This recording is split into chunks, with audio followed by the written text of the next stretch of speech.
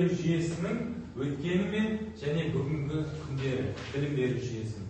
Бүгінгі сабағымыздың мақсаты жоғарғы оқу орындарының пайда болу тарихын, олардың ортақ даму тенденцияларын анықтай отырып зерттеу және ағартушылық пен ғылымды өрістетудегі алғашқы университеттердің рөлін талдау болады. Бүгінгі сабақ мақсатымыз бағалы критерийіміз жоғарғы оқу орындарының пайда болу тарихын, ағартушылық пен ғылым өрістетуде алғашқы университеттердің рөлін анықтау. Бүгінгі сабақ критерийлеріміз. Бұл тақырыпта бізде тарихта білесіздер қазір шетел университеттің қалай пайда болғанын, Гарвард секілді университет білесіздер, Оксфорд демекші. Және ішіндегі университетті басқаратын жүйе, бірінші ректор. Ректор біздің мектептегі директор секілді, ол жаққа университетте ректор болады. Мысалы, бөлім бойынша әр кафедра болады. Мысалы, тарих мамандығы болса, тарихтың университеттің ішінде бір кафедрасы болады. Ол кафедраны басқару кафедра меңгерушісі болып, және ол сол тарихтың директордан кейін келесі не ол декан. Сол факультеттің директоры, ол факультеттің ол декан болып есептеледі. Түсінікті ғой? Ол болса біздің келесі кезекте әлемдегі университеттер ашылуы. Қарап тұрсаңыздар, Болонс университеті бұл Италия жерінде орналасқан. 1088 жылы болатын, 1088 жылы құрылған. Ол ұзақ уақыт бойы әлемдегі жетекші жоғарғы оқу орны болып қала береді. Олар орта ғасырларда бірінші болып Батыс Еуропаға да үлкен еткен білім берудің ең озық әдістерін енгізген университеттің бірі осы Италия университеті болады. Екінші, Оксфорд, ол Ұлыбританияда 1096 жылы құрылған болатын. Бұл университет ағылшын королі Генрихтің реформаларынан кейін өте тез өсіп, белсенді дами бастаған болатын. Оксфорд университеті. Содан кейін келесі Кембридж университеті Ұлыбританияда бұл 1209 қалаларда жұмыс істеген. Сол кездегі басқа мектептерден айырмашылығы олар мұнда философия, логика және математика пәндерінің классикалық білім берді.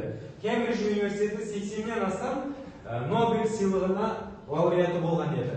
Және Оксфорд университеті бұл Ұлыбританияда болатын. Жаңа айтып өттім, келесі Париж университеті, Франция 1160 және 1200 қанша? 50-ші жылдары. Париж университеті Сорбонна деп аталады. Революциядан кейін 1793-1896 жылдар аралығында бұл қызметін тоқтатқан еді. Келесі университет ол Испаниядағы Саламанки. Бұл 15-ші ғасырдың аяғында Христофор Колумбтың экспедиция жасау қажеттілігі дәлел болған еді. Қараңыздар, 15-ші ғасырда шетелде университет құрылған. Ал біз қазақ елі 15-ші ғасырда қазақ елі болып құрылған еді. Сол себепті әрқайсымыздың қарап тұрсаңыз шет елдерден біз бірнеше жылға қалай екенімізді көріп отырмыз. Сол мемлекеттерге жету үшін біздер болып қазіргі болсам атсалысуға жетпіз. Сіздер оқысаңыздар, білсеңіздер тарихты сол себепті оқу қажетпіз. Түсінікті ғой? Және бұл тағы университет, Египеттегі университет 970 жылы ашылған. Бұл оқу орны өзінің бүкіл өміріндегі саяси тұрақсыздықтардың куәгері болды дейді. Әсіресе 12-ші ғасырда жаңа династия күш алып, 100 мыңнан астам мәтінді жойды. Қазіргі уақытта Әл-Асқар университеті әлемдік рейтингте 801 мыңыншы ұпайға ие. Және араб аймағында әлемнің үздік университеттерінің және 2018 жылы халықаралық рейтингте 50-ші орынға жеткен болатын. Көріп тұрмыз ғой? Олай болса, бүгінгі университеттердің құрылымы, қалай құрылғаны, ашылғаны сіздерге белгілі болды ғой? Түсіндіңіздер ғой? Олай болса, көшейік. Бірінші тапсырмамыз ол постер қорғау. Бірінші топ, екінші топқа бөлініп отырсыздар. Тарихи даму контекстінде жоғары білім беру жүйесінің дамуындағы өзгерістер мен сабақтастықтарды анықтаңдар.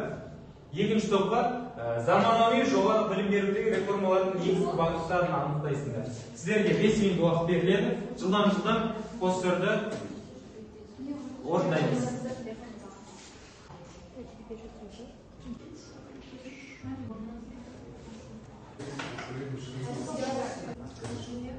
Жылдамдамыз, уақытымыз кетіп жатыр. Уақыт өз мәресіне жетті. Қайта бірінші болды. Көріп тұрғандар, білесіздер, келіңіздер.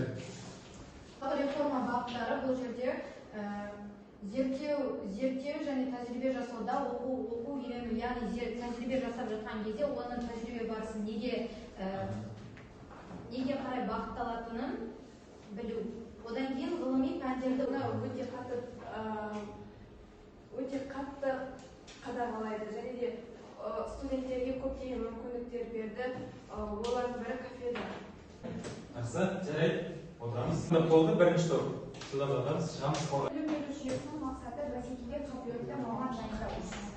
Білім моделімен басқарудың жаңа парадигмасы, білікті мамандардың білім беруі, активті білім алуға көшу, қоғамда білім деңгейін көтеру. Қоғамда білім деңгейін көтеру болады, не? Және өзінің де ізденіп оқып үйренуі қажет еді. Жақсы, рахмет. Екінші тапсырмада сіздерге беріліп тұрған ол Вен диаграммасы болады. Бұл жерде заманауи жоғары білім беру үлгілерін салыстырып, артықшылықтары мен ерекшеліктерін анықтап, ажыратады, сипаттама беріп, кестені толтырыңдар. Бұған 3 минут уақыт беріледі. Жылдан кім дайын? Жұптызымыз Зияда, бастаймыз.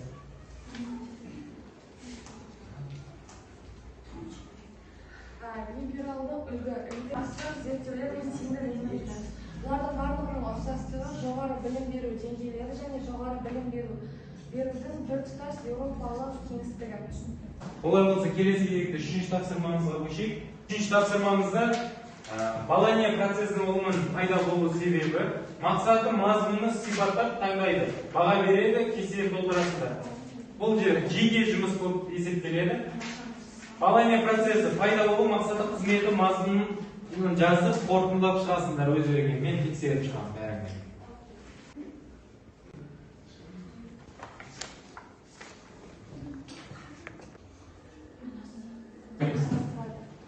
Үшінші тапсырмамыз орындалды деп ойлаймын бәріңде. Кім болды? Кім айтады? Аружан? Қуаныш?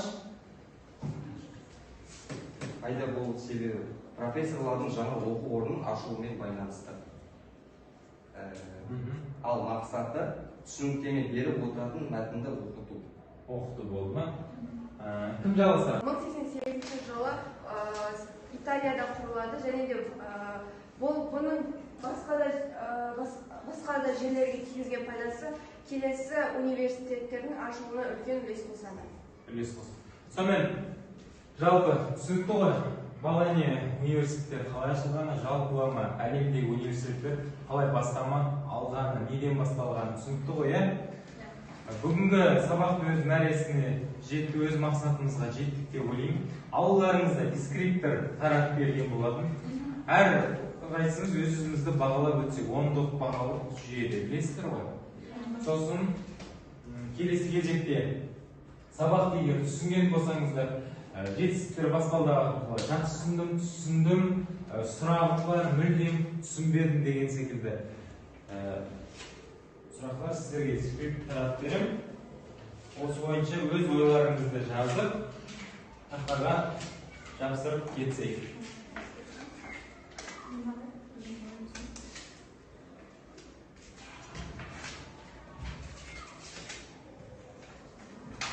Осы дескрипторға бәріміз жазып, жетістіктер баспалдағына жабыстырып кетейік. Жетістіктер түсіндік, мақсатымызға бәріне жеттік. Дескрипторлар арқылы мен бағаларын көріп аламын, өзім бағалаймын. Үйге тапсырма осы тақырыпты оқып, әр университетке кішігірім эссе жазып келеміз. Түсінікті ғой? Жақсы, сау болыңыздар.